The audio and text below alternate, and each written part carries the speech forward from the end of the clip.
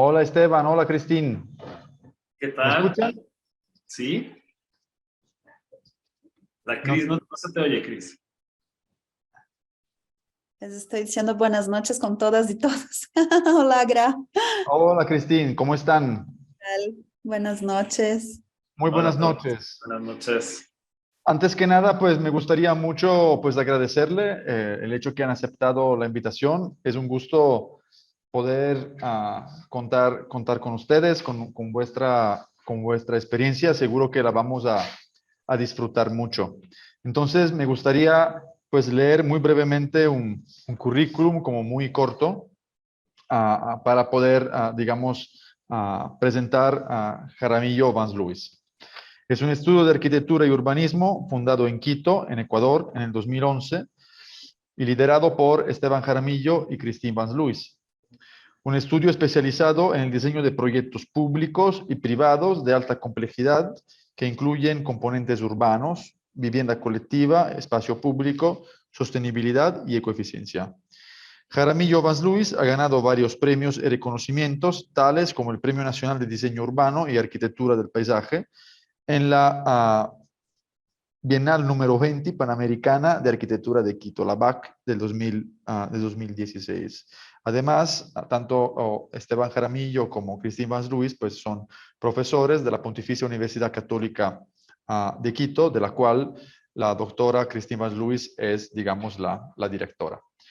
Por lo tanto, pues es un placer que hayan aceptado. Yo, sin más enredarme, pues le voy a compartir el micrófono para que puedan tener vuestra conferencia. Gracias. Muchas gracias, Graciano. Bueno, buenas noches a todos y todas. Para mí también es un gusto poder estar aquí con ustedes esta noche y poderles compartir junto con Cristín un poco los proyectos que hemos desarrollado en estos años en relación a la vivienda. No sé, Cris, si tú me quieres ir también complementando, encantado. Perfecto. Bueno, voy a poner para presentar, para poner la presentación. Un minuto.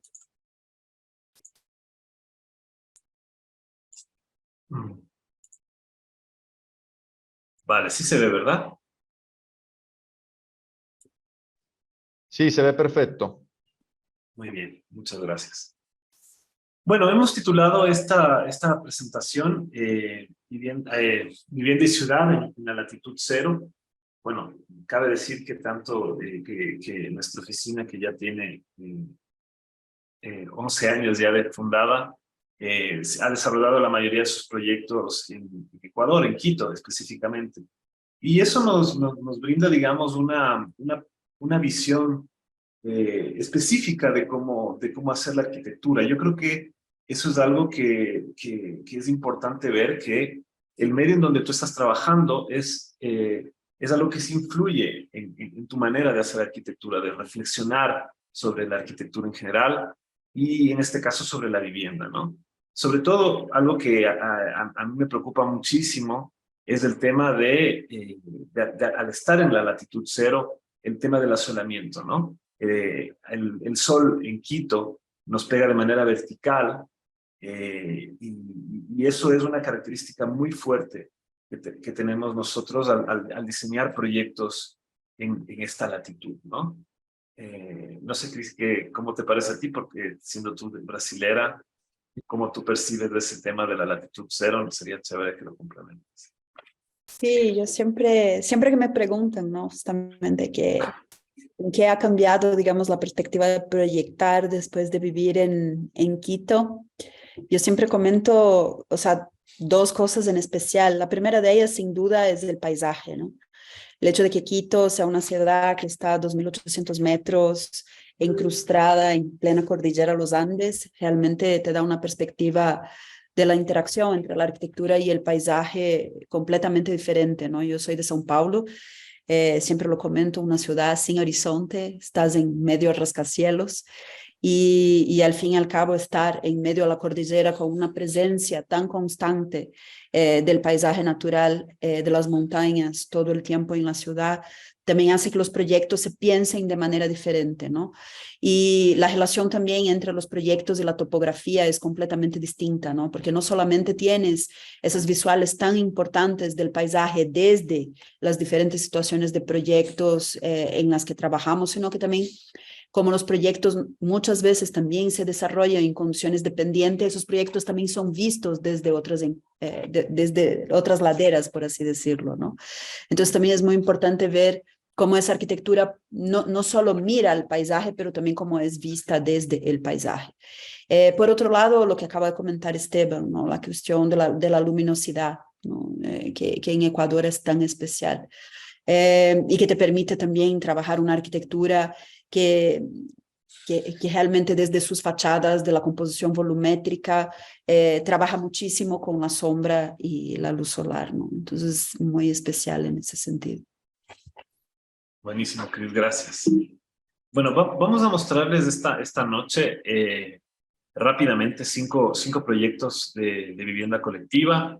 4 son hechos o digamos desarrollados para la ciudad de Quito, y uno es una latitud diferente, que es un proyecto que hicimos, un concurso que hicimos en Brasil, pero que le tenemos mucho cariño, y además es un proyecto, digamos, que nos ha servido para hilar cosas o afirmar cosas que ahora mismo estamos practicando y, digamos, ya realizando en proyectos que se están construyendo, ¿no?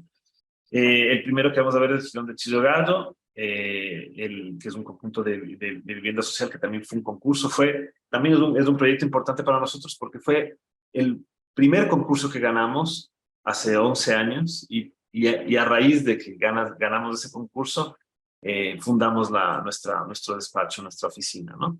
Después del conjunto Buena Esperanza, un conjunto de casas unifamiliares, pero que está concebido como un conjunto, también un pequeño conjunto urbano, el concurso que les decía en Brasilia, el Vivienda Colectiva en Iquique, que también es un proyecto en Quito, en la calle Iquique. Es un proyecto que ha tenido muchísimos cambios. Yo les voy a mostrar solamente una versión para no alargarme demasiado. Y por último, el proyecto Andelose, que es un proyecto un proyecto de vivienda de interés público, que es un proyecto que justamente ahora se está construyendo. Bueno, como les decía, el proyecto del Girón del Chillogallo es un concurso que nosotros desarrollamos en colaboración con la oficina MCM+A, de unos colegas arquitectos también. Nos presentamos juntos al concurso y, como les decía, lo ganamos en enero del 2011, y por eso, digamos, es como el origen de todo esto que estamos haciendo ahora. Bueno, simplemente les quería mostrar rápidamente parte de las imágenes de las láminas del concurso. A la final, lo que nosotros teníamos que trabajar eran 2 concursos, el Girón de Chillogallo A y B, que respondía a 2 manzanas distintas. Esta de aquí es la A, la de abajo es la B. Y, digamos, el concurso que lanzó el municipio de Quito en ese momento respondía a una serie de variedad tipológica, lo cual era bien interesante, ¿no? O sea, te pedían una variedad tipológica digamos, en el plan masa que tú elaborarías, y tendríamos que desarrollar esto en diferentes tipos de edificios, ¿no? Edificios más aislados, como pueden ver aquí, estos más de proporción más cuadrada, unos edificios como bloques más alargados, y también vivienda unifamiliar adosada, ¿no? Entonces eso era yo creo una característica interesante, porque el tema de que le des variedad tipológica o que exijas que en un concurso se tenga que dar variedad tipológica, a la final sí enriquece el tema de la percepción espacial del barrio y de cómo te lo apropias, ¿no? Bueno, aquí solamente les muestro así rápidamente algunas plantas del concurso. A la final fue un concurso muy sui generis, porque pudimos ganar las 2 manzanas, o sea, las manzanas se sacaron a concurso separadas, y fue interesante que el jurado, digamos, se decantó por nuestra opción, y lo interesante es que eso hubiera generado un conjunto urbano arquitectónico muy interesante, ¿no? Que le diera esa continuidad dentro de un barrio que es el Girón de Chillogallo, que es un barrio bastante deprimido en el sur de la ciudad de Quito, ¿no? bueno, simplemente algunas reflexiones sobre el tema tipológico, sobre el tema de cómo se puede generar ventilación cruzada, que bueno, son temas bastante básicos, ¿no? Pero que realmente muchas veces en la vivienda social y en la vivienda en general, digo yo, no se toman en cuenta realmente y se pasan por alto, ¿no? Aquí está, esto ya es, digamos, el desarrollo. Cuando empezamos a desarrollar el concurso, después de haberlo ganado, se hicieron algunos ajustes. Por ejemplo, uno de los ajustes fue que por temas de densidad se eliminó las viviendas que estaban más en el corazón de las dos manzanas, que eran las viviendas adosadas, viviendas unifamiliares, y se reemplazaron por versiones de un bloque alargado más corto, ¿no? Entonces, a la final, esto lo que ocasionaba es que íbamos a tener tres tipologías distintas. Una que es el bloque alargado, que a la final está funcionando como dos bloques paralelos que se conectan a través de una pasarela, a través de puentes, generando un atrio interior entre las dos barras, y lo que te permite tener la ventilación cruzada en todas las tipologías, ¿no? Otra cosa también es que este tipo de tipologías te permiten un desarrollo grande de la fachada, lo cual también te garantiza mucha iluminación, mucha ventilación, etcétera, ¿no? Aquí hay un ejemplo de la tipología del bloque aislado, que si ustedes pueden ver, tiene una reminiscencia un poco a esta configuración tan clásica de arquitectura moderna, que es utilizar esta idea de esvástica, digamos, desde el punto de vista compositivo, ¿no? En donde hay, en este caso, una única tipología dentro de este bloque que se va organizando a manera de esvástica, generando un centro en donde está la circulación vertical, ¿no? Y después teníamos esta tercera tipología, que esta es una tipología que no estaba originariamente en el concurso, sino eran viviendas, como les decía, adosadas, unifamiliares. Esta, en cambio, es una tipología de dúplex sobre dúplex, ¿no? En donde tenemos en una planta baja o planta segunda, dependiendo de dónde le veas, el ingreso a la vivienda, una vivienda bastante estrecha, con ventilación cruzada y todo, con una pequeña habitación en planta baja que podría convertirse en un comercio, eso también es interesante, y a través de unas escaleras puedes subir a dos habitaciones dobles con un baño segregado, ¿no? Pues aquí está un poco la fachada de ese proyecto. Bueno, la vivienda unifamiliar, el conjunto Buena Esperanza, es un conjunto que nosotros desarrollamos en el 2015, se construyó en el 2016. Fue un proyecto que fue seleccionado para publicación en la Bienal, de Quito, en el año, si no me recuerdo, 2018, Cris, ¿verdad? No me acuerdo, pero bueno, espero estar bien. Y bueno, es un proyecto de una escala completamente distinta. Pasamos de esta escala urbana que queríamos hacer en este proyecto de Gino Gallo, que lamentablemente no se llevó a cabo, no se terminó de desarrollar. Nosotros desarrollamos el proyecto solo hasta anteproyecto arquitectónico, que es un poco lo que vieron, y se quedó ahí, ¿no? Después las cosas terminaron construyendo otro proyecto que no tiene nada que ver, con una calidad bajísima, ¿no? Pero bueno, a la final, eso es un poco el juego de la arquitectura, y cuando tú quieres trabajar en este tipo de proyectos es un poco lo que pasa. Pero bueno, el conjunto Buena Esperanza también lo quiero explicar bastante rápido, bastante sucinto. Sale como parte de un encargo de dos familias que se juntan, o sea, dos núcleos familiares distintos que se juntan para hacer sus viviendas unifamiliares en un conjunto que compartirían, digamos, como propiedad horizontal, porque este lote no se puede subdividir en lotes más pequeños, pero sí se podía generar un conjunto, en este caso de 3 viviendas aisladas. Y lo que era interesante era que estas dos, se querían construir 2 casas y una tercera casa que era para la venta, ¿no? Entonces, al final, y es un poco lo que está aquí en el dibujo, aquí en la parte superior, cuando nosotros hablábamos con los clientes, claro, era chistoso porque obviamente eran 2 familias distintas, una de un núcleo familiar era ¿cómo digamos? Era una familia de una sola persona, digamos, o sea, no era una familia. digamos, en el lenguaje coloquial de lo que se entiende como familiar, una mujer soltera que tenía una vida social súper, súper atareada, tenía sus perros, etcétera.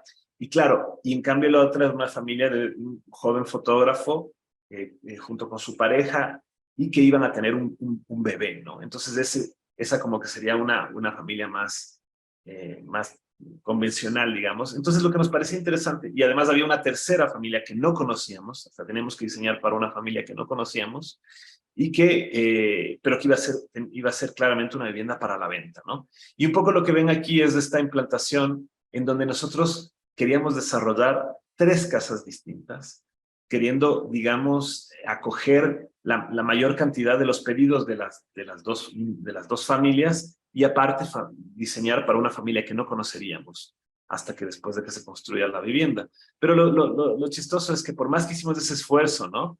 De poder interpretar de diferentes maneras estos pedidos, ¿no? De las familias, a la final, lo que fue interesante es que hasta a las 2 familias les gustó más un tipo de casa.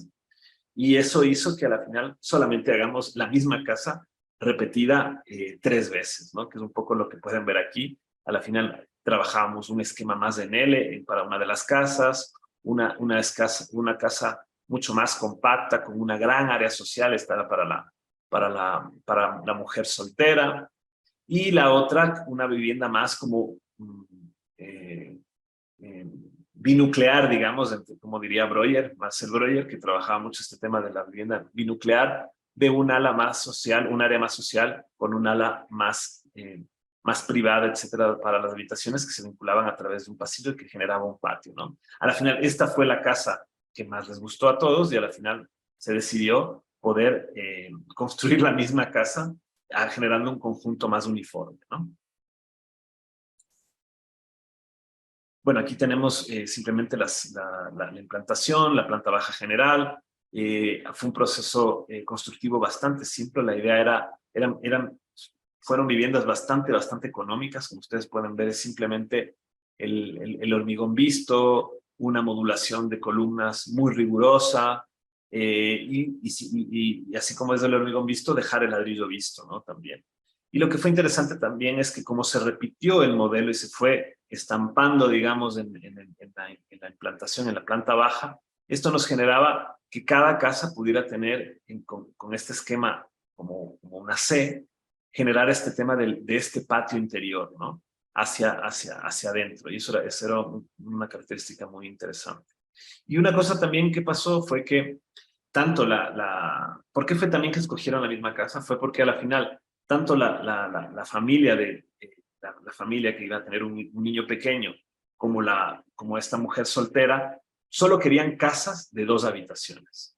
Y nosotros dijimos, ok, pero si ustedes quieren hacer una casa para la venta,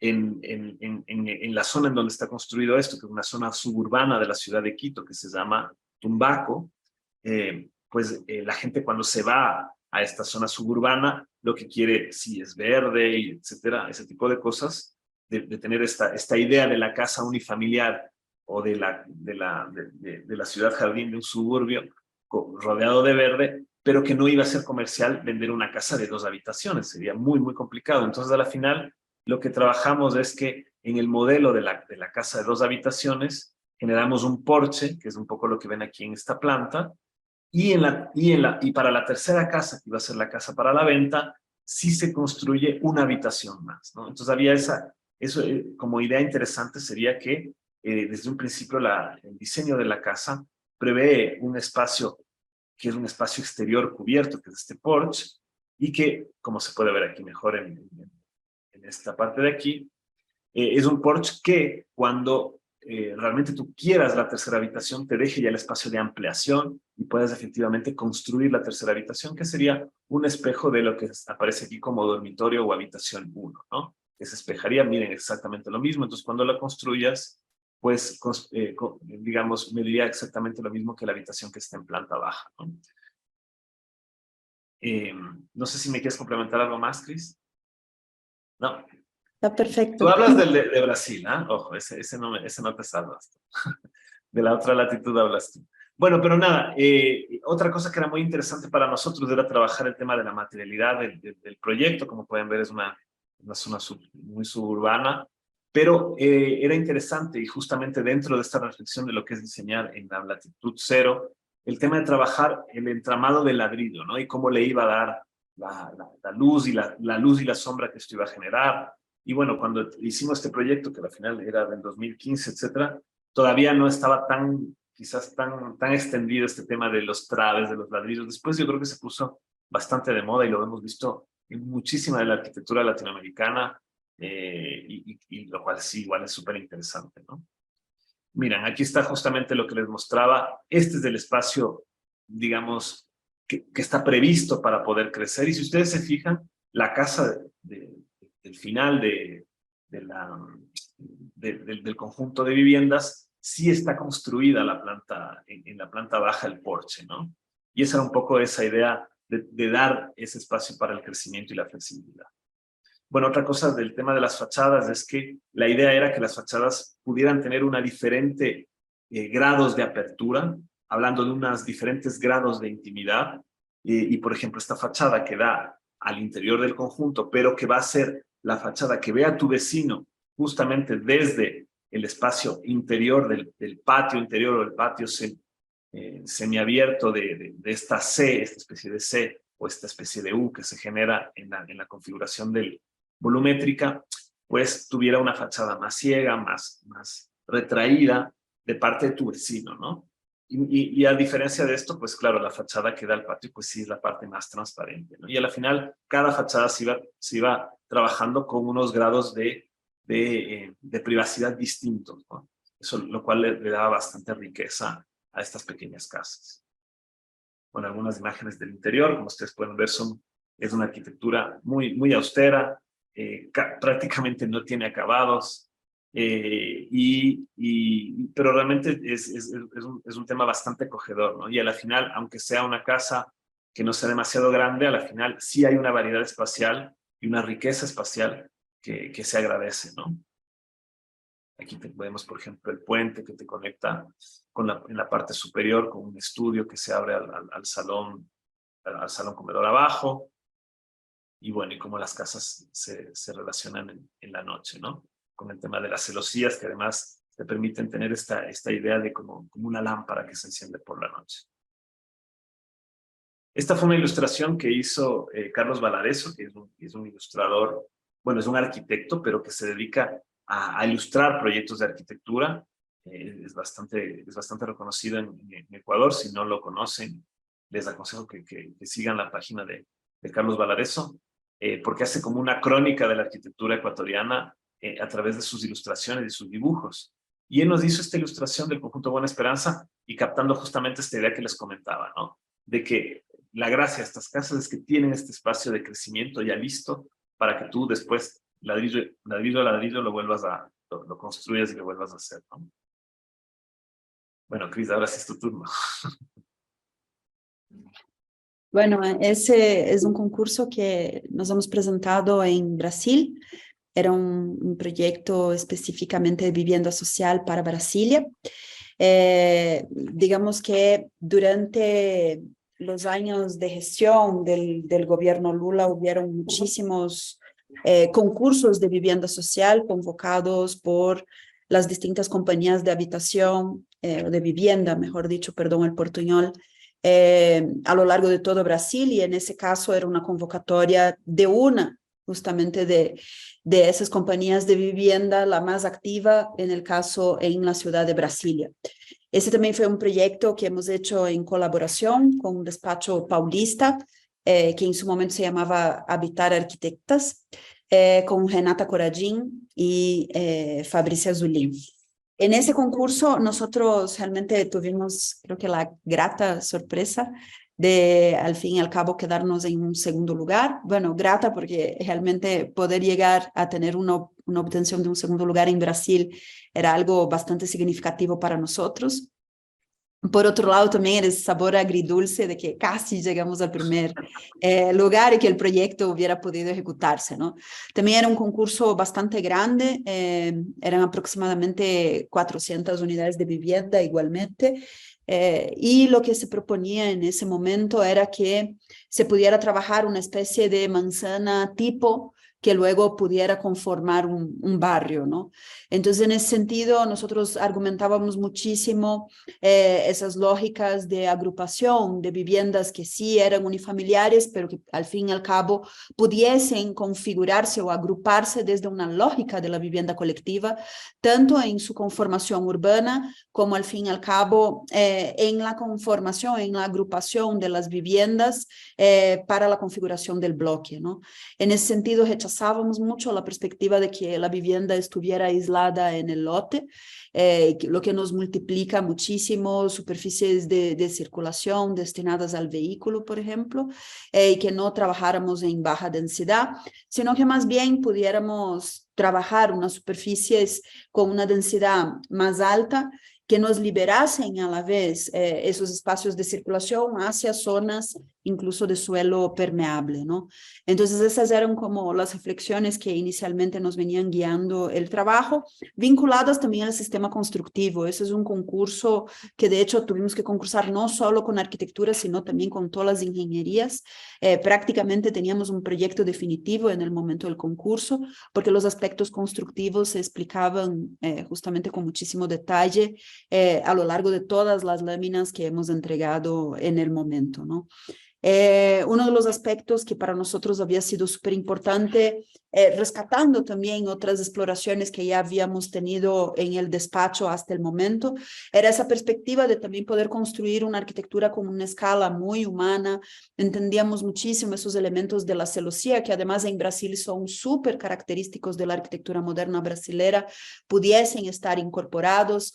Evidentemente, esa fachada hace un guiño a Lúcio Costa, a los proyectos de Parque Guinle en Río, del mismo Pedregulho, en donde justamente esa arquitectura del Muxarabi, como se dice en Brasil, o de la celosía, era parte de esos entramados de espacios intermedios con visuales a los espacios públicos, digamos así, de los conjuntos, ¿no? Para nosotros también era importante plantear la perspectiva del crecimiento y, como les digo también, la perspectiva de una vivienda que pudiera, digamos, agruparse, que aún siendo unifamiliar, trabajara bajo unas lógicas morfológicas y de convivencia cotidiana que partieron desde un principio de la vida en colectividad. En ese sentido, la vivienda crecedera tenía una proyección, digamos, de crecimiento que tiene unas lógicas muy similares al proyecto anterior que les ha mostrado Esteban y que nos han servido de inspiración, porque al fin y al cabo también ya habíamos podido probar en el conjunto anterior el éxito, digamos así, de la vida cotidiana en viviendas de ese tipo. Hemos optado finalmente por utilizar bloques cerámicos autoportantes. También apostamos muchísimo en ese concurso por una arquitectura sin acabados, en donde los materiales que usábamos realmente no necesitaban una segunda, digamos, tanda de obra, por así decirlo, con acabados, y que básicamente finalizado el proceso constructivo de la obra gris, al fin y al cabo la arquitectura ya estuviera lista para ser habitada, ¿no? Infelizmente por parte del jurado ese fue uno de los criterios que les ha hecho dejarnos. Fue el criterio, ¿no? Fue el criterio que realmente nos dejó como segundo lugar. El proyecto ganador era un proyecto también, o sea, enlucido, con una arquitectura blanca, por así decirlo, y al fin y al cabo el bloque cerámico portante, que es súper utilizado en la ciudad de São Paulo, en vivienda social en especial, justamente por ventajas térmicas y acústicas que son muy superiores al bloque de cemento. En el caso de Brasilia no les pareció una ventaja lo suficientemente importante, digamos así, para terminar de dar el veredicto a nuestro favor como primer lugar, ¿no? Y realmente el proyecto ganador era un proyecto en bloques con una arquitectura, digamos, de pórticos de hormigón armado, y con un sistema de cerramiento en bloques de cemento y luego con un enlucido blanco, ¿no?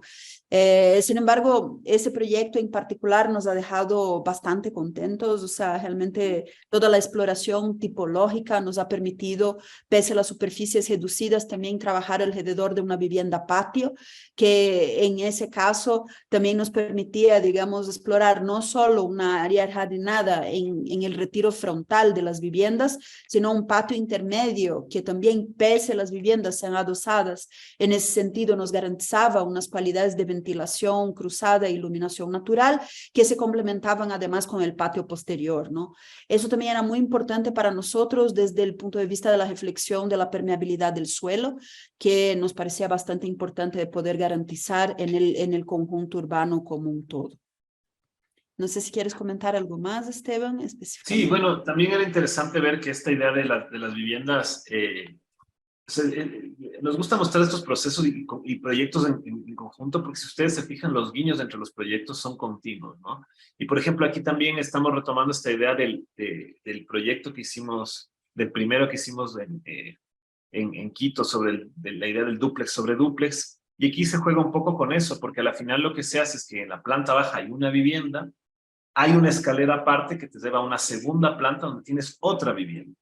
Entonces, hay unas lógicas de la vivienda unifamiliar, pero también hay unas lógicas de la vivienda colectiva dentro del proyecto, ¿no? Y también, como ven, nos pedían unas viviendas también de una sola planta. Entonces, eso era como un juego para que te podía permitir poder crecer en el futuro, ¿no?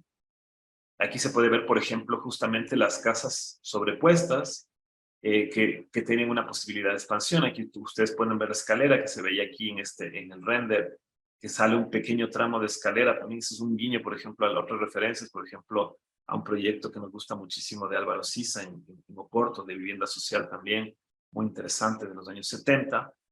Y esta idea de la escalera, ¿no? Que te hace subir a la parte, a la otra casa sobre una casa, y que también tiene el tema del espacio de expansión, ¿no? Aquí en la planta baja tienes una de las viviendas, una de las viviendas con el espacio de expansión en la parte de atrás, y en la planta superior, donde está la segunda vivienda, tienes el área de expansión hacia la fachada, hacia el frente, ¿no? Y es un poco lo que se puede ver aquí, justamente esa área expandida. Como ustedes pueden ver, las áreas eran muy pequeñas. Es vivienda de interés social del estrato más bajo, digamos. Y por eso nos dijeron que el ladrillo en Brasil era demasiado caro para que se construya en ladrillo, ¿no? Nosotros al final decíamos, bueno, lo hacíamos en bloque, lo importante también es la tipología. Pero bueno, aquí se puede ver, por ejemplo, justamente en la parte de aquí abajo del render, el espacio de crecimiento de la vivienda superior, digamos, que aquí aparece como un porche, ¿no? Y que podría ser tranquilamente una habitación en cualquier momento. Bueno, aquí muestran algunas imágenes. Bueno, les comento Yo creo que del proyecto. solo, o sea, Sí, reforzar lo que acaba de decir Esteban del proyecto anterior, además, o sea, bueno, también era una apuesta, digamos, por una arquitectura de muros portantes, ¿no? sí, totalmente. Y que al fin y al cabo en la ciudad de São Paulo se construyen edificios de hasta 5 pisos con esa tecnología constructiva y que realmente es lo que les comentaba, ¿no? Además garantizan unas condiciones, digamos, térmicas excelentes de confort al interior de la vivienda, y Brasilia siendo un espacio también, o sea, una región de Brasil en donde es muy seco y hace demasiado calor, pues al fin y al cabo nos parecía que pudiera ser también un punto a favor, ¿no? En función al Por rendimiento tema térmico, térmico, de, ¿no? como les comentaba, del bloque de cemento, ¿no? Pero bueno. Será. Eh, Bueno, sigue la exploración en los siguientes proyectos. Bueno, este proyecto es del 2017. Es un concurso que ganamos en 2017 y que desarrollamos el proyecto entre el 2018 y bueno, prácticamente todo el 2018, pero les digo, este proyecto ha cambiado muchísimo. Nosotros le vamos a mostrar esta noche la primera versión del proyecto. Tenemos varias, hay una que parece que ya va a construirse, ojalá pronto. Y sería interesante en algún otro momento poder mostrar toda la evolución del proyecto, porque en sí este proyecto lo hemos pensado muchísimo y nos ha dado también muchas satisfacciones, aunque también todavía no se ejecuta, ¿no? Bueno, el proyecto se llama Iquique, que está justamente es en la calle Iquique, en el centro histórico de Quito, en una ladera, como ustedes pueden ver aquí, la condición topográfica, como decía Cristín a la introducción de la charla, es muy importante dentro dentro de las condicionantes que nos da el proyecto. Estamos, también otra cosa interesante decir, estamos justo al borde del centro histórico de Quito, y también al estar en una cota más alta, nos permite tener unas vistas privilegiadas del centro histórico, ¿no? Es un poco lo que podemos ver en estas fotografías. Aquí en la parte de abajo podemos ver estas vistas increíbles que hay del damero fundacional de la ciudad de Quito. Se puede ver claramente el damero, cómo está trazado, las iglesias, las catedrales, se puede ver la basílica. Y como decía también Cris, la condición topográfica que tiene la ciudad de Quito es realmente lo más bello que tiene nuestra ciudad, ¿no? Las montañas, aquí al fondo tenemos el volcán Pichincha, es un volcán que está activo. Estamos a las faldas de un volcán activo, que bueno, ahora está calmado, pero hace 20 años tuvo una buena erupción de ceniza. Entonces, realmente es una condición geográfica muy importante la que tenemos en la ciudad, ¿no? Aquí podemos ver también una visión de la calle. Es una calle que tiene una condición topográfica muy fuerte también. Uno de los sentidos de la calle está 4,5 metros más alto que el otro. O sea, aquí parece que simplemente, digamos, las casas de arriba, no, pero aquí está, como pueden ver acá en esta foto. El otro sentido de la vía está aquí. Entonces, es una condición también topográfica muy importante, ¿no? Y vamos a intervenir justamente en parte lote, en parte una casita antigua que está acá. Como les decía, esto ya está fuera del ámbito de lo que es del ámbito protegido del centro histórico de Quito, que como ustedes deben saber, la ciudad de Quito y sobre todo su centro histórico fue nombrado Patrimonio Cultural de la Humanidad en 1978, y hay unas leyes y unas regulaciones muy estrictas cuando tú construyes dentro del perímetro de lo que está, digamos, protegido como área histórica. Nosotros estamos justamente en la calle de arriba. O sea, si era una calle más abajo, ya entrábamos dentro de la zona del centro histórico. Esto es el borde, literalmente, y ya no teníamos las condicionantes tan fuertes que hay en el centro histórico, ¿no? Y claro, esta casa de aquí no estaba catalogada. La casa de acá al lado estaba derruida, es más, solo se ve el cerramiento y la casa ya no está. Y claro, se juntaban estos dos terrenos para tener un terreno más grande y poder hacer el proyecto. Aquí podemos ver una foto de dron con una superposición de la implantación que presentamos para el concurso, en donde podemos ver que son unas manzanas que tienen unas configuraciones y unas ocupaciones muy heterogéneas, ¿no? Donde hay un tema de patios interiores, verdes, cosas que no lo ves desde la calle, no se ven desde la calle. Y también una variedad de cubiertas muy grande, ¿no? Sobre todo una variedad de cubiertas a 2 aguas, a un agua, o sea, de 2 o de una pendiente, donde había el tema de la materialidad también, primaba, digamos, en un 50% la teja en las cubiertas. Y eso nos parecía importante poderlo recuperar dentro de lo que es el espíritu en sí del proyecto, ¿no? Bueno, estos esquemas súper rápidos, los típicos esquemas que uno hace para tratar de explicar el proyecto, donde habla de la situación actual, de las dos casas, está la final completamente derruida, esta otra todavía en pie. Una primera preocupación nuestra era de generar unos filtros, digamos, unos filtros de intimidad a través de espacios intermedios, ¿no? Que nos pudieran dar una intimidad hacia la calle y también generar un espacio intermedio de relación con la vista, ¿no? Porque a la final, si tú te vas a vivir en este edificio, el mayor atractivo es esta vista maravillosa del centro histórico de Quito. Y por eso nos interesaba que las circulaciones fueran unas circulaciones más del recorrido, unas circulaciones que te permitan enmarcar el paisaje. Por eso poníamos el núcleo de circulación de gradas con vista también hacia el paisaje, un pequeño núcleo de ascensor. Hablando de núcleos, también era muy importante la configuración de núcleos húmedos al interior de las crujías del edificio, agrupando todos los núcleos húmedos y haciendo una arquitectura más eficiente. También nos parecía muy importante, y era parte de lo que pedía el concurso, tener una variedad tipológica con departamentos de diferentes metrajes y diferentes configuraciones, que tuvieran también áreas verdes y terrazas privadas, así como también áreas comunales, como está al final, y sobre todo el tema de las celosías, que como ven es un continuo en nuestra exploración arquitectónica. El tema de la celosía es algo digamos, muy reiterativo en la arquitectura que hacemos, porque también es una reflexión sobre la intimidad y sobre cómo incide el sol en las fachadas en la latitud cero, ¿no? Yo creo que también complementando, y quizás Esteban si puedes volver a la imagen anterior, en el caso específicamente de ese gráfico de las tipologías, una de las cosas que también reflexionábamos mucho con eso, de que les había comentado al inicio, ¿no? De que haces unas arquitecturas que sí tienen unas visuales muy importantes hacia el paisaje construido y natural en la ciudad.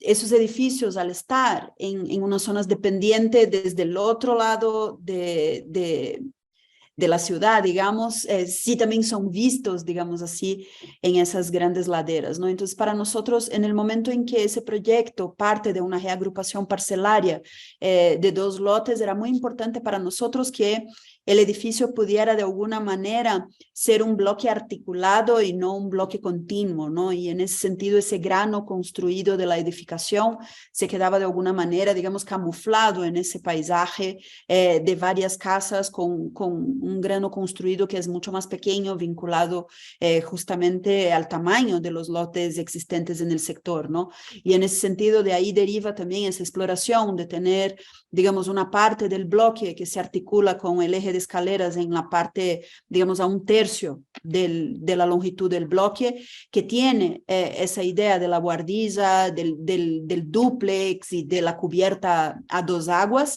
y por otro lado, el bloque que termina teniendo una resolución en una losa plana sobre la cual se articulaba una parte de la zona comunal del edificio, ¿no?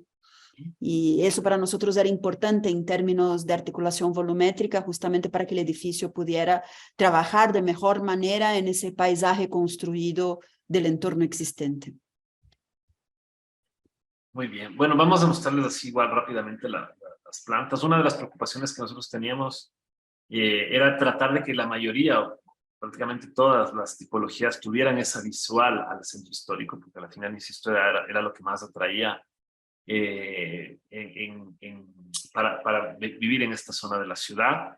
Y al final lo que trabajamos es un bloque continuo con estos espacios intermedios que, insisto, fue como uno de los detonantes para la aproximación al proyecto, y que nos permiten tener esos recorridos alrededor con pasarelas, con escaleras que tienen vistas hacia el paisaje, etcétera, ¿no? Y yo creo que me voy a saltar esto un poco y después vuelvo, porque creo que este proyecto igual es de esos proyectos que se explican mejor en sección que en planta, ¿no? ¿Se acuerdan esta foto que veíamos de la calle, ¿no? En donde tenemos la calle con casi 4,50 metros entre un tramo de la calle y el otro, y a la final nos da que el terreno en donde nosotros estamos trabajando el proyecto nos da una fachada muy dura hacia la calle, ¿no? A la final tenemos un muro de contención que divide los sentidos de la vía, y que a la final nos generaba un entorno de difícil intervención, ¿no? Porque no es una arquitectura, digamos, la arquitectura que queríamos hacer no era una arquitectura que quería abrirse al barrio, porque en sí esa visión de esta calle tan estrecha, tan más oscura, etcétera, pues no nos parecía lo más agradable desde el punto de vista de lo doméstico, ¿no? Y por eso generamos este espacio intermedio de un retiro, una especie de patio, con una fachada más permeable, alineada a la línea de fábrica, porque cabe decir que las regulaciones en esta parte de la ciudad te obligaban a que tengas la construcción al borde del terreno, lo que nosotros decimos línea de fábrica, y no se podía hacer retiros frontales, ni mucho menos. Entonces, construíamos una fachada en línea de fábrica, y 3 metros más atrás empezábamos propiamente el edificio, y esto nos generaba este espacio intermedio en donde poníamos las pasarelas y también un espacio más ajardinado abajo, que nos permitía hacer que todas las viviendas tuvieran ventilación cruzada. Las dos viviendas además con orientación este-oeste, que al final es una orientación fantástica en la latitud en la que está Quito, en la latitud 0, porque nos permite tener dos fachadas con accionamiento muy bueno, tanto en la mañana como en la tarde, y además volver a repetir esta idea del espacio intermedio, pero esta vez ya no como un patio más cerrado, sino como un porche, un mirador, una terraza, que te permita disfrutar de las vistas del centro histórico, ¿no? Entonces, por eso me parecía importante como saltarme un poco la presentación, mostrarles primero la sección, y así se puede entender mucho más estas plantas, por ejemplo, esta planta tipo, en donde aquí tenemos 3 unidades de vivienda de 2 habitaciones con un núcleo central de las áreas húmedas, y esta otra tipología de 3 habitaciones, un poco más grande, casi de 120 metros cuadrados, en donde tienes un área social vinculada a la terraza y las habitaciones más hacia una terraza posterior, pero ustedes pueden ver cómo está muy agujereada la planta, ¿no? Aunque lo que te pide la normativa es hacer un bloque macizo con un único retranqueo en la parte posterior, que es la parte de aquí atrás, que es justamente la que tiene la vista, pero sin embargo utilizamos este tema de ir intercalando y generando estas circulaciones con vistas, etcétera, estos puentes, etcétera, para que realmente haya ese dinamismo y esa relación con la ciudad y con el paisaje, ¿no? Bueno, sobre las tipologías, son unas tipologías bastante sencillas. En este caso, ustedes pueden ver cómo se generan. Hay una crujía estructural, pero espacialmente se generan 2 crujías. Una continua que te genera un espacio de comedor, de cocina en el medio y salón hacia la sala. Pero lo que es interesante es que como las plantas son muy homogéneas, esto te permite que se puedan intercambiar los espacios, ¿no? Y que si tú quieres comer hacia acá y tener el salón para acá, es tranquilamente intercambiable porque los espacios son homogéneos y eso los hace más desjerarquizados, ¿no? Lo mismo en el tema de las habitaciones. Las 2 habitaciones son dobles, entonces se pueden poner o 2 camas individuales o una cama matrimonial o de pareja. Y teníamos un único espacio de baños en donde todas las piezas del baño eran segregadas, inodoro, ducha y lavabo, completamente separados, porque hasta para que 3 personas lo puedan usar simultáneamente haciendo diferentes actividades, digamos, y tener el baño segregado completamente abierto, ¿no? Bueno, aquí había más tipologías, estas eran unas tipologías en la guardilla, porque como ustedes pudieron ver también en la sección que está acá, nosotros ocupábamos este espacio de guardilla, y eso también es interesante explicarlo desde el corte, porque la normativa te permite solamente construir 3 pisos útiles, que es 1, 2 y 3, como plantas, como pisos. Pero realmente por la pendiente del terreno y por la pendiente referencial del terreno, nosotros podíamos sacar, y es justamente lo que sacamos un nivel más a nivel de subsuelo, donde hay también un departamento, y hacia arriba pudimos sacar una guardilla, digamos, porque cuando tú construyes un espacio habitable debajo de una cubierta inclinada, ese espacio no cuenta como planta, no cuenta como un piso más. Entonces, a la final, en un lote que te da la normativa solamente para hacer 3 plantas, nosotros hicimos 5 plantas útiles, ¿no? Que sigue cumpliendo las normativas de la ciudad. Bueno, aquí otra sección, donde se puede ver el desarrollo de la escalera y del ascensor. Y bueno, y las fachadas, ¿no? Obviamente pueden ver el link con el proyecto de Brasilia, ¿no? Si a la final casi ganas el concurso y te gustó desarrollar eso, que empezaste a desarrollarlo en esas pequeñas casitas suburbanas, pues qué bonito poderlo hacer a otra escala, ¿no? A una escala más de ciudad, en donde también se trabaja en esta idea de unas ventanas más verticales, ¿no? Y eso es interesante porque en las fachadas, por lo general las fachadas del centro histórico, al ser viviendas que tienen fachadas portantes, pues lo que prima es la fachada y las ventanas más verticales, porque los muros de carga van hasta el suelo, ¿no?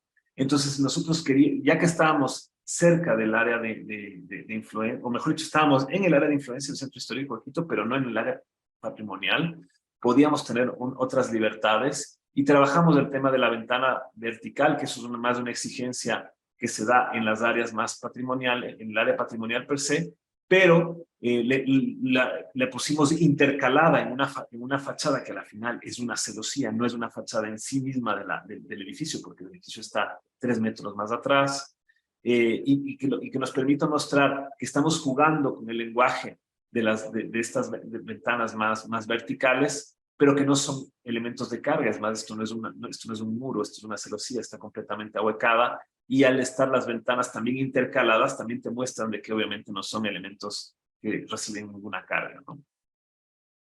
Mientras que la fachada que da al oeste, que da a la vista de la ciudad, es una fachada de espacios intermedios ya privados, de las terrazas que se abren a la ciudad, en donde también aparecen las celosías, pero como un negativo de la celosía grande, que es la de la fachada completa del edificio, ¿no? Bueno, acá otras imágenes. Esta particularmente nos gusta muchísimo, esta de aquí arriba de la circulación comunal, porque te muestra esa riqueza del espacio intermedio, el lugar de encuentro de los vecinos, en las pasarelas, y además también te muestra esta condición que podemos ver en este corte de aquí abajo, en donde se puede ver cómo a través de este patio semi-enterrado, que aquí se lo conoce como patio inglés, también podríamos dar iluminación y ventilación a este nivel que está por debajo de la cota cero del terreno, ¿no?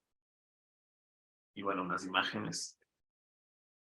Y pasamos al último proyecto. Bueno, el proyecto último que les vamos a mostrar rápidamente es un proyecto de vivienda de interés social.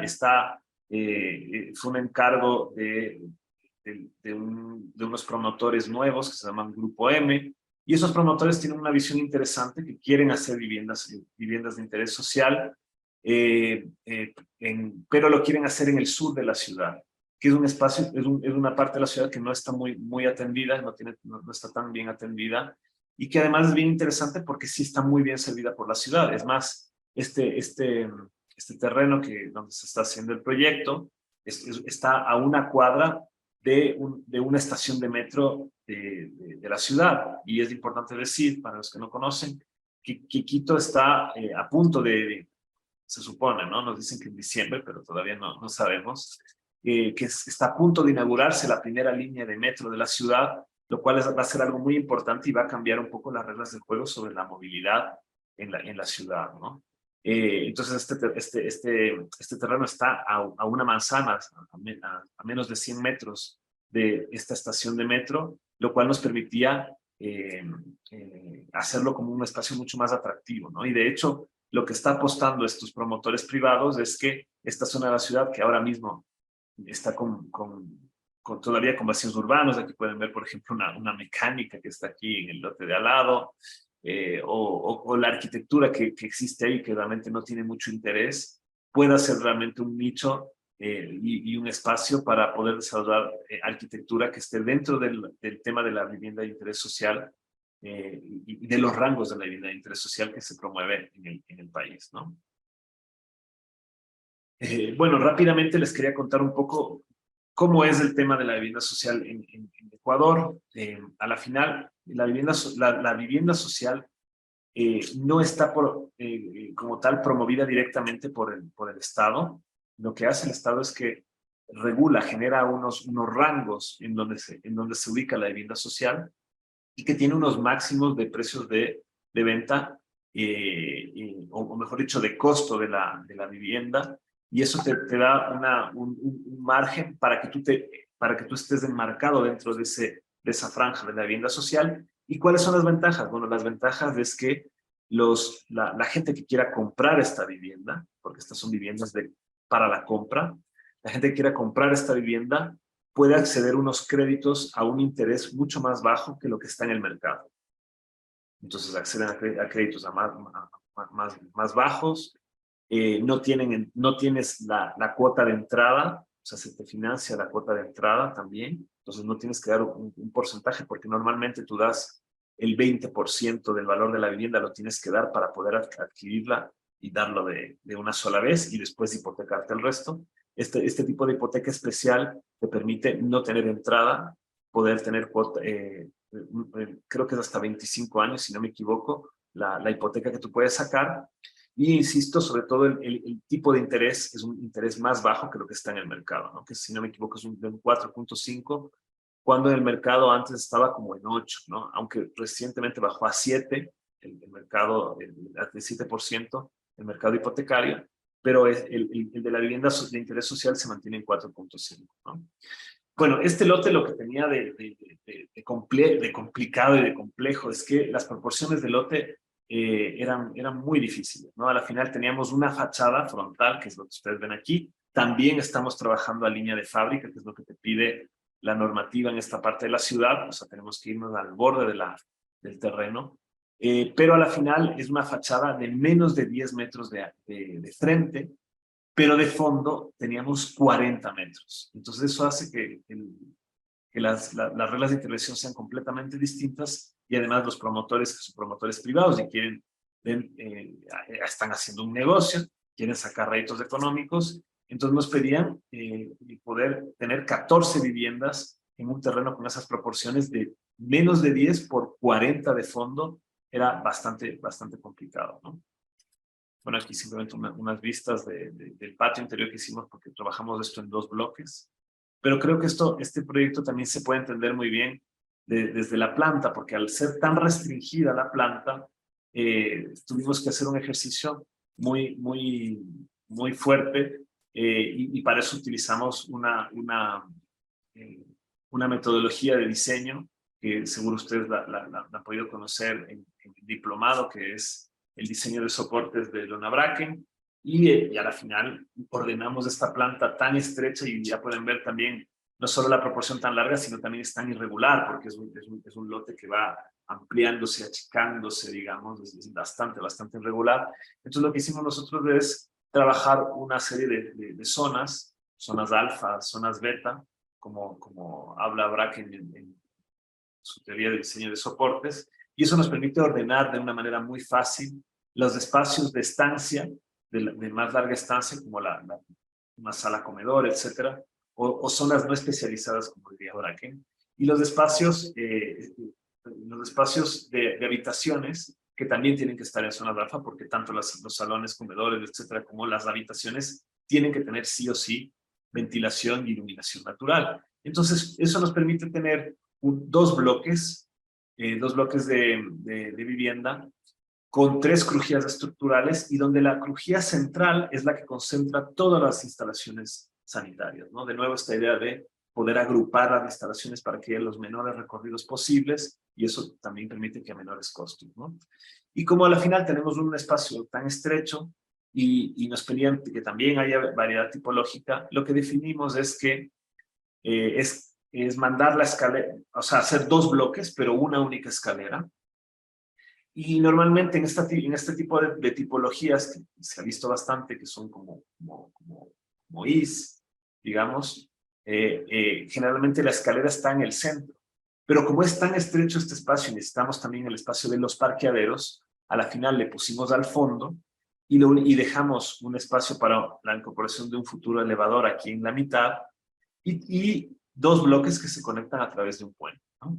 Entonces el bloque frontal, que a la final no tiene la presencia de la escalera, nos permite ganar una tercera habitación a las tipologías que están en el bloque frontal. Entonces son viviendas de 75 metros cuadrados con 3 habitaciones, mientras que las viviendas del bloque posterior, que sí tienen la escalera, y ya no existe ese espacio para tener la tercera habitación, porque está ocupado por la escalera, que es comunal, tienen 2 habitaciones en 65 metros cuadrados. Bueno, aquí están los desarrollos de plantas, sin cansarles mucho. Les quería mostrar la planta del subsuelo, porque la planta baja para el bloque frontal, planta de subsuelo para bloque posterior, y eso nos permite tener aquí 7 estacionamientos más un estacionamiento de visitas, porque al final pueden ver es estrechísimo. Esto nos da los radios y los espacios justos para que pueda entrar un vehículo, se estacionen aquí, tengamos el espacio del futuro ascensor aquí, con una pequeña jardinera, y también dos parqueaderos acá al fondo, ¿no? Y a la final, si nosotros hubiéramos puesto la escalera en el medio del patio, no hubiéramos tenido los radios de giro para poder tener los parqueaderos, ¿no? Entonces, por eso fue que se movió de esta tipología tan usada el tema de la escalera al fondo, ¿no? Otra cosa importante ver es que en planta baja, cuando al principio presentamos el proyecto, también poníamos 2 parqueaderos acá, pero claro, al final no puedes tener tú más del 30% de tu fachada destinada a tener accesos vehiculares, ¿no? Lo cual al final es muy bueno y nos permite tener un local comercial en esta zona de aquí abajo, ¿no? Aquí ven el desarrollo de la planta primera, que es una planta que tiene una tipología con una variación un poco distinta, que haya el único departamento de una sola habitación y este de 2 habitaciones, que es bastante grande, digamos, dentro del target. Tienes también 75 metros, pero 2 habitaciones. ¿Pero por qué? ¿Por qué no pudimos meter 2 departamentos de 2 habitaciones como lo hicimos en el resto de plantas? Es porque aquí los espesores que se nos generan por los muros de contención ya no nos dan las medidas mínimas para poder tener esa tipología, que es la que podemos ver como planta tipo en la planta segunda y en la planta tercera, en donde una vez que ya salimos de los muros de contención, podemos ya poder tener estas 2 tipologías con 2 habitaciones cada una, ¿no? El desarrollo de la planta cuarta y con unas áreas comunales y terrazas comunales, y por último la planta de cubierta con 2 espacios comunales, ¿no? Igual este proyecto es un proyecto que se tiene que entender necesariamente en sección. El tema de la pendiente referencial es muy importante. La normativa solo te permite hacer 4 niveles, 4 plantas, pero como la pendiente va subiendo, el nivel natural del terreno va subiendo, a la final nos permite hacer el bloque posterior de 6 niveles, aunque, como les mostraba en el ejemplo del proyecto anterior de Iquique, de la calle Iquique, tiene 4 niveles de viviendas, un nivel de subsuelo aquí abajo, que hay parqueadero, bodegas, ese tipo de cosas, y un nivel más que no cuenta como piso, que es unos cuartos comunales donde hay un pequeño gimnasio, una sala para ver películas y no sé qué cosas. Entonces, al final, es volver a trabajar el tema de la topografía, etcétera, a favor para poder hacer el proyecto lo más eficiente posible, ¿no? Y bueno, hay el estudio de la fachada, una fachada súper simple. De nuevo, el elemento del ladrillo como celosía nos permite tener el único lujo que nos pudimos dar en unas viviendas que tenían que ser muy económicas, la fachada frontal, y este es un corte transversal del mismo bloque visto desde atrás, cortando los puentes y con la estructura del futuro ascensor, que parece que a la final sí se van a animar a poner los promotores, que no querían poner ascensor, obviamente, por los costos, pero a la final, por temas más comerciales, a la final parece que sí se van a animar a construirlo antes, ¿no? Y bueno, y para terminar, simplemente unas fotos de algunos momentos del proceso de obra. A la final también nos parecía muy importante para poder abaratar costos, tratar de dejar los materiales con la menor cantidad de acabado posible. Entonces estamos trabajando con estructura metálica que va a quedar vista, con paneles prefabricados de hormigón alivianado, que nuestra idea era que dejarlo visto para también ahorrar costos, y a la final está modulada a la altura del edificio, etcétera, con la altura esta de los paneles, y como único pequeño lujo del proyecto están estas celosías de ladrillo, que también tienen una función importante, que es protegerte de la intimidad de las vistas, no solo del vecino que está al frente tuyo, que es parte del mismo edificio, sino de los lados, ¿no? De los laterales, porque también tienes otros vecinos muy cerca. Las dimensiones, insisto, no hay retiros laterales, obviamente, menos de 10 metros, imagínate retiros laterales, sería imposible construir, pero los retiros entre bloques, que el mínimo te pide 6 metros, a la final 6 metros es poca distancia y estás muy cerca de tu vecino. Entonces el tema de tener las celosías sí es una garantía de mayor privacidad, ¿no? Aquí vemos 2 fotos, una fotografía del bloque posterior, del interior del bloque posterior, todavía en obras, con ya la celosía puesta, etcétera, mirando un poco el paisaje. Y después ya el departamento modelo, que bueno, ya hay cosas que nos gustan más, otras menos. Esa lámpara está muy fea. Pero bueno, al final el promotor hace lo que quiere con su proyecto.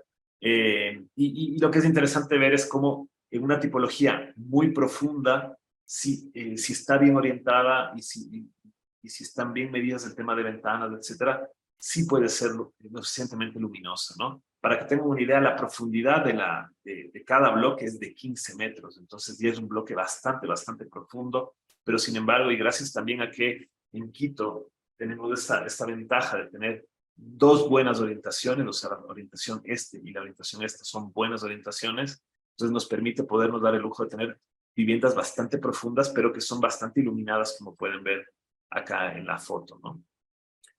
Bueno, algo más sobre el sistema constructivo. Aquí están los sistemas prefabricados del panel que se comercializa aquí como panel Lego. Al final es un panel de hormigón alivianado con bolitas de poliestileno y que tiene dos placas de fibrocemento que hacen como de encofrado perdido del panel, ¿no? A la final, el tema del poliestileno hace que sean paneles muy livianos, que se puedan manipular por dos personas. Son paneles de 61 centímetros de ancho por 2,44 de largo y que además te permite también poderlos manipular en obra de manera bastante sencilla, simplemente con poleas, porque no son paneles pesados. Entonces eso también facilita muchísimo el momento del sistema constructivo, porque como con pocas personas, como pueden ver aquí en las fotos, se puede manipular estos paneles que son bastante livianos, ¿no? Porque si fueran de hormigón a hormigón, pues sí sería muy complicado poderlos mover con tan poco personal y también simplemente con unas pequeñas cuerdas, ¿no? Bueno, aquí un poco más del avance constructivo. Acá ya se pueden ver los puentes que conectan los dos bloques. Ya se puede ver la celosía completa en el bloque posterior. A la final pueden ver ustedes, es una arquitectura muy sencilla, que tiene unas reglas marcadas bastante simples y que a la final también es interesante cómo este nuevo tipo de edificios dialoga con un entorno muy, de nuevo, muy heterogéneo, ¿no? Abajo, al lado tenemos una casita antigua, pero después tenemos una fábrica, o sea, es muy variado esta zona del sur de la ciudad, está todavía en consolidación, aunque es una zona bastante servida, ¿no?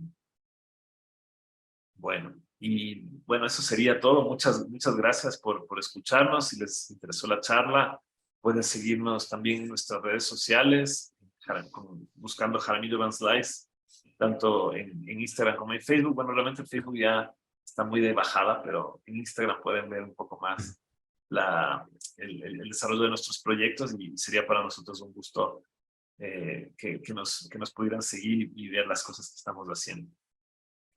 No, Gracias. muchísimas gracias a ustedes. La verdad ha sido un gusto y me da gusto lo que estabas platicando, Esteban, que al final se están convenciendo de poner el elevador, porque cuando me habías platicado de este proyecto hace tiempo, allí había la bronca del que no Sí, querían poner un elevador y eso, ¿no? Pero al final, pues, poniendo un poco de coco de sentido común, pues, se está viendo pues, que funciona, ¿no? Muchísimas totalmente. gracias para vuestros proyectos. Una cosa que creo muy interesante de vuestra forma de diseñar es un tema ligado a la materialidad, ¿no? O sea, una materialidad que al final, que incluso encuentro como muy pragmática, ¿no? Porque ahorra incluso a fases constructivas, ¿no? O sea, fachadas con materiales aparentes, etcétera. Entonces hablamos de durabilidad, ¿no? Hablamos de una arquitectura que de una cierta forma incluso puede envejecer muy bien, ¿no? Y por otro lado, se me ha hecho, que creo que es muy interesante, también esta cuestión que se puede notar en los diferentes proyectos, aunque tengan diferentes escalas y sean diferentes modelos de vivienda, pero del tema de la apropiación. Es decir, en estas viviendas como que vimos, ¿no? Este conjunto de las tres casas, ¿no? Que al final fueron tres casas iguales, pero tener esta posibilidad, ¿no?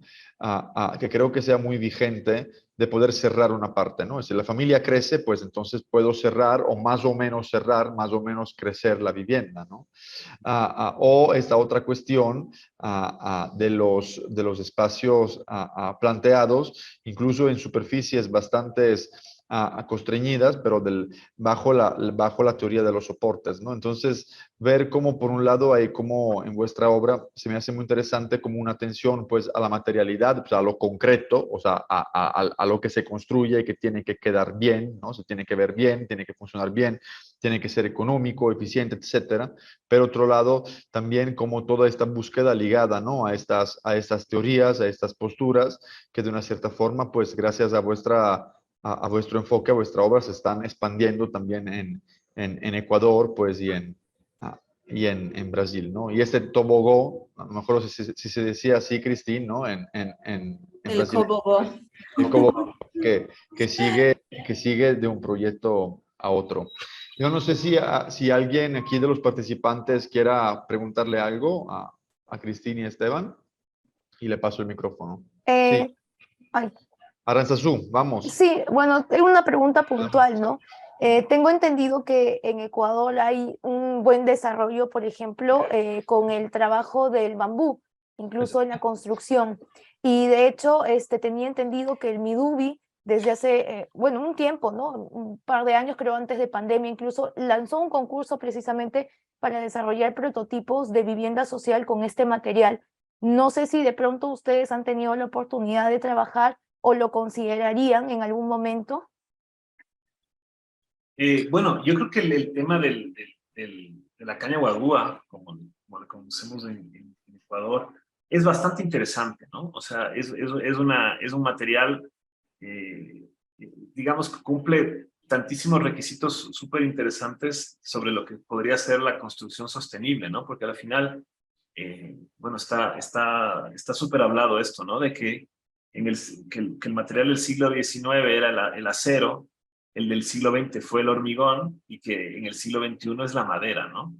Pero claro, a la final, el tema de la madera implica tener unos campos de cultivo o de reposición o de reforestación cuando tú estás explotando la madera. Y eso en Latinoamérica no es tan fácil de desarrollar, a diferencia de otros países que son mucho más estrictos en estos temas, ¿no? A la final, la ventaja de eso es que la caña guadúa crece muy rápido, ¿no? No tienes que esperar tantísimos años para tener unos largos y unos diámetros interesantes para poder trabajar la caña guadúa. Entonces, en ese sentido, es un material muy interesante, muy económico y que sí puede, y que de hecho se trabaja mucho más en la zona más costera del país, ¿no? Nosotros, como ustedes pudieron ver, trabajamos más bien en Quito, y Quito es una ciudad en los Andes que tiene unas condiciones climáticas muy distintas, en los cuales el tema de la caña guadúa sería muy complejo, porque igual también tienes que traerte la caña guadúa desde las zonas más calientes, las más costeras, y realmente las exigencias térmicas sí son más complejas en las montañas, ¿no? Quito es una ciudad que está a 2.800 metros de altura, y cuando hace frío sí hace friecito, digamos. Aunque realmente sí tenemos una temperatura bastante templada porque Ecuador no tiene estaciones como tal. Vivimos estaciones más lluviosas, un poco más frías, un poco menos frías, llueve más, llueve menos. Pero a la final, por ejemplo, se habla de que en Quito existen las 4 estaciones en un mismo día, ¿no? Te puedes morir de calor a mediodía, de un sol muy fuerte, en la noche te estás congelando, o te cae una lluvia por la tarde. Entonces, realmente las condiciones climáticas son exigentes, ¿no? Entonces, en ese sentido, el tema de la caña guadúa, que nos parece súper interesante, de hecho tenemos por ahí un par de propuestas de proyectos que trabajamos temas de caña guadúa. Era un coliseo un coliseo chiquito para un colegio más rural en la costa. Entonces, en ese entorno sí hemos hecho propuestas que al final no las hemos construido hasta ahora, pero hemos trabajado en la caña guadúa, pero en la ciudad de Quito vemos que, digamos, las condiciones climáticas, el tema de traerse la caña, etcétera, no lo hacen tan factible poderlo trabajar en esa latitud, ¿no? Gracias. De nada. Sí. Hola, ¿qué tal? Buenas noches. Mi pregunta es acerca de la Casa Buena Esperanza. Ujú. sobre la trama.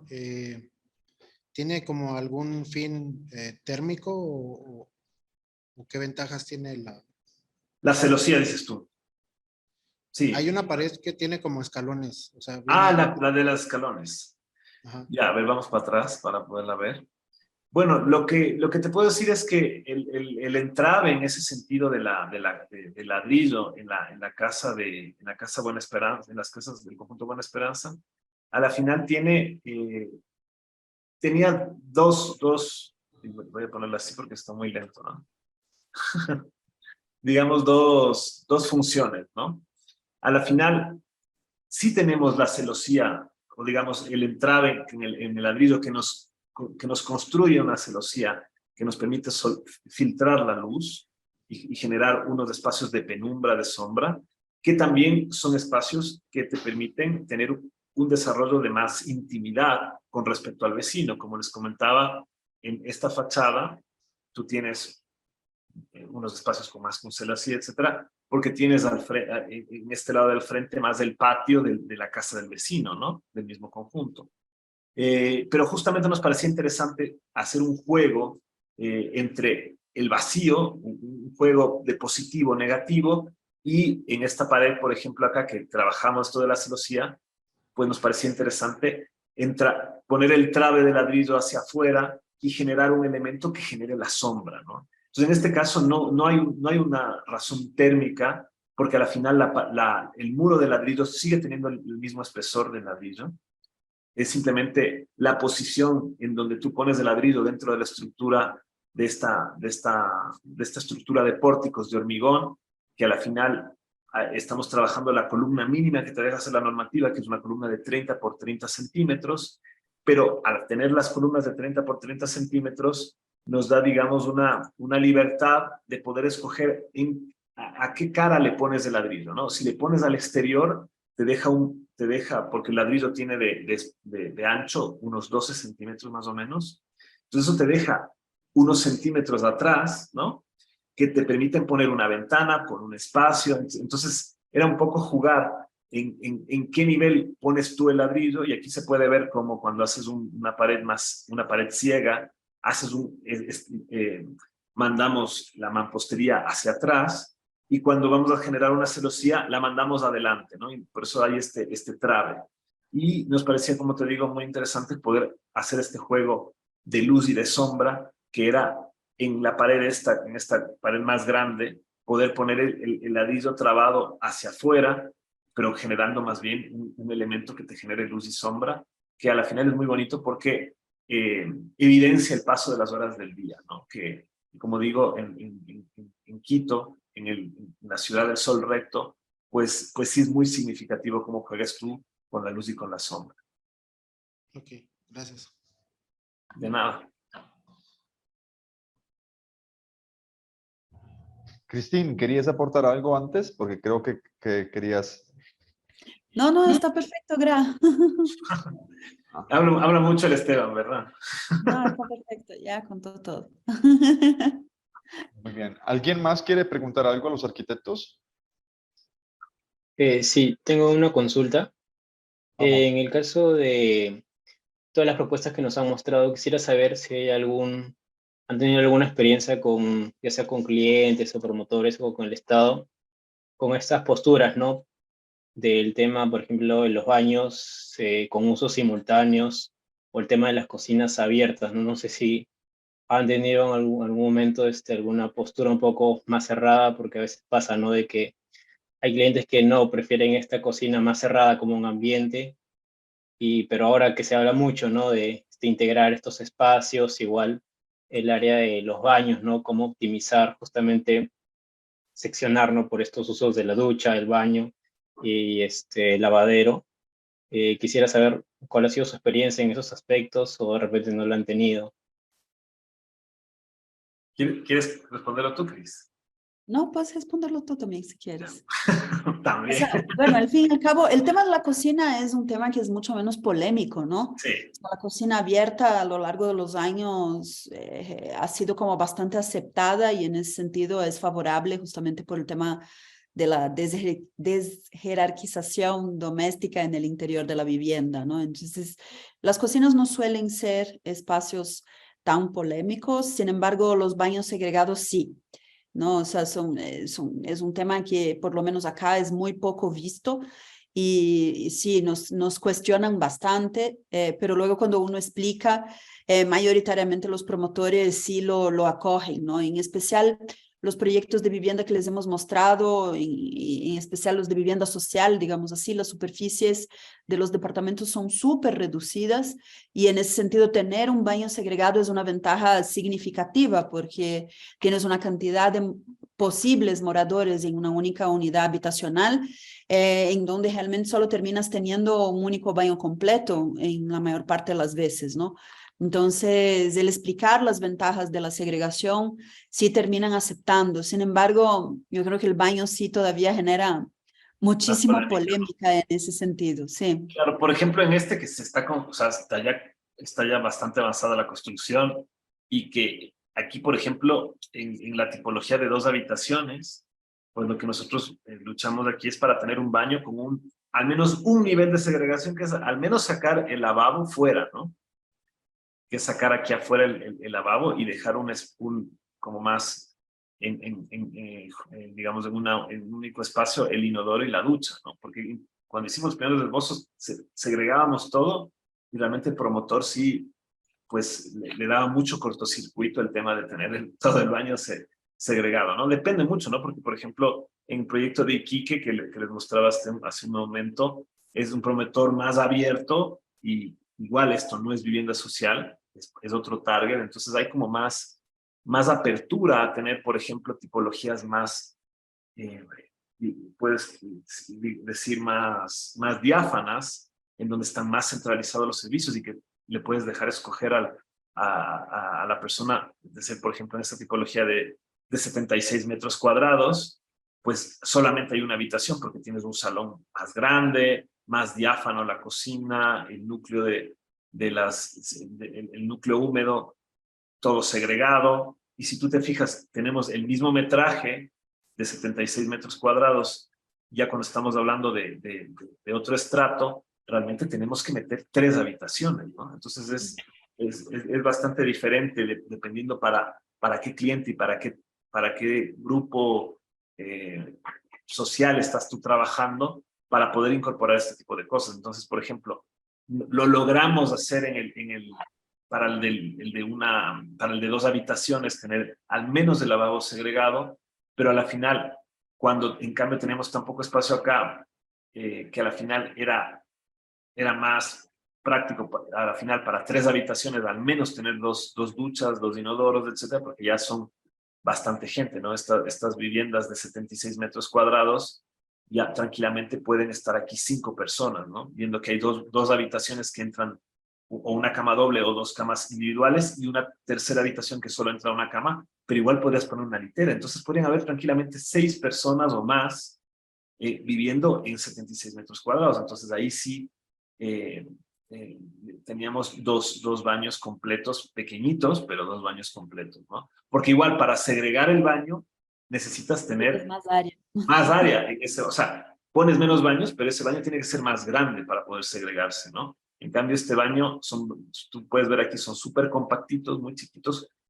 Todo en este proyecto son las medidas mínimas de la normativa. O sea, todo esto es la habitación doble, la habitación principal, porque aquí la normativa sí no, digamos, incita a tener jerarquías en la vivienda, porque te dice, puedes tener una habitación principal con un ancho mínimo de 250, pues esta habitación tiene 250. Y las habitaciones secundarias, el mínimo es 220, entonces estas tienen 220, esta tiene 220. O sea, todo está aquí, el mínimo, porque el lote era muy, muy pequeño, muy estrecho, y eso nos restringía muchísimo, ¿no? Pero en este caso, como te digo, fue más fácil poner 2 baños pequeños, no segregados, y en cambio en la otra sí pudimos poner un baño segregado, al menos el lavabo, ¿no? Que eso ya fue como wow.